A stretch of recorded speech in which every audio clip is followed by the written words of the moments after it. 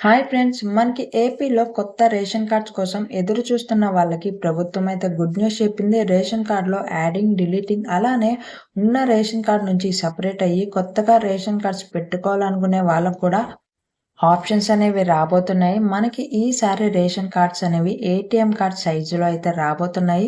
So, ఈ ATM card సైజులో రాబోతున్న రేషన్ కార్డ్స్‌ని మనకి ఏ నెల నుంచి పంపిణీ అనేది మొదలుపెడతారు?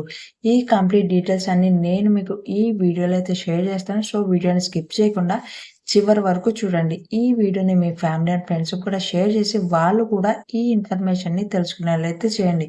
ఇలాంటి ఇన్ఫర్మేటివ్ వీడియోస్‌ని మిస్ అవ్వకూడదంటే వీడియోని లైక్ చేసి ఛానెల్‌ని సబ్స్క్రైబ్ చేసుకోవడం మాత్రం మర్చిపోకండి.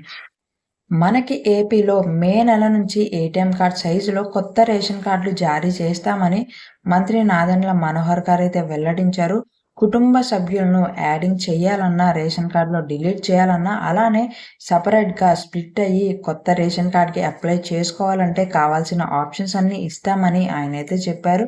క్యూఆర్ కోడ్, ఇతర భద్రతా ఫీచర్లతో కొత్త కార్డులు ఇస్తామన్నారు. ఈ కేవైసీ ప్రక్రియ అనేది పూర్తయ్యాక ఎంతమందికి రేషన్ కార్డులు ఇవ్వాలో స్పష్టత వస్తుందని, ఆ తర్వాతే కొత్త రేషన్ కార్డులు ఇస్తామని ఆయనైతే చెప్పడం జరిగింది.